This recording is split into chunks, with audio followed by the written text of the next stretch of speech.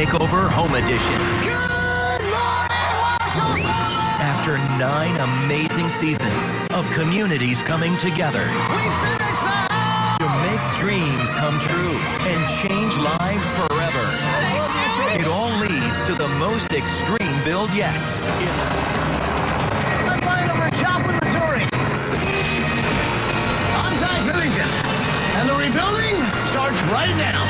In the same spirit as Extreme Makeover, Upgradeworx will see building experts, setting out to upgrade homes over 13 episodes of 30 minutes each. A better future for deserving South Africans will become a reality, starting in Tshwane, moving on to Ekurhuleni, Joburg, Mangaung, Cape Town, Port Elizabeth, East London, Durban, and Richards Bay, then back to Gauteng. Now here's some of the excitement that you can be sure to expect.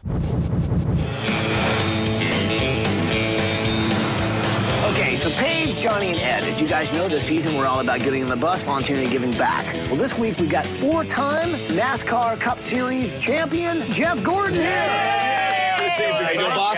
Welcome. Thank you. I'm thrilled to be a part of it. I love what you guys do. Thank you. God bless you, bro. Now, what made you want to get on the bus and be a part of this? I live in Charlotte, North Carolina, and South Carolina being not too far away, it's important, I think, to give back to the community. Well, thanks for being part of our team. My pleasure. Okay, meet the Suggs family. Now, these guys have been through so much just to be under one roof together as a family. Take a look at this and you'll see why we're here. Hi, ABC. We're the Suggs Carter family from Lawrence, South Carolina. Welcome to our home.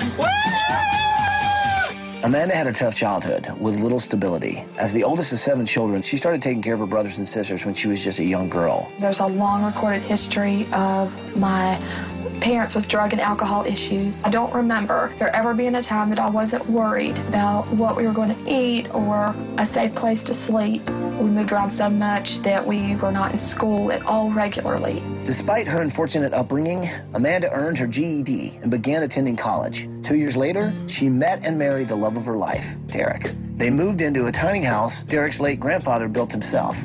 Then, just 6 months into their marriage, their time as newlyweds was cut short. We were called by the social worker. She said that my brothers and sister were in trouble, that we needed to take them if possible, or else they would be put into foster care because my parents were unfit.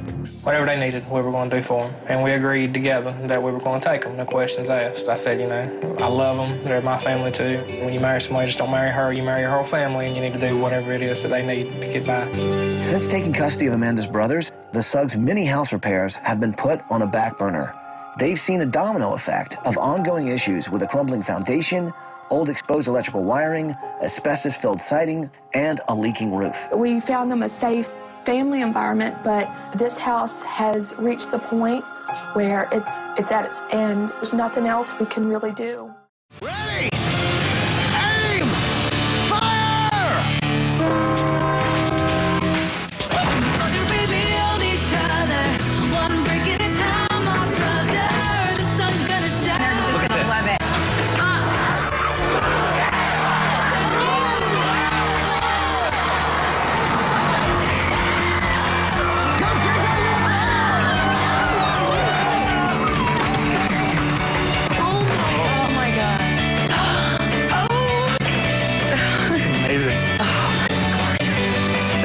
Dream kitchen.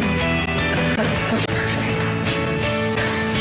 After the tornado hit, I was so lucky to survive. And that's when I realized we need to be married to come home as man and wife and a real family.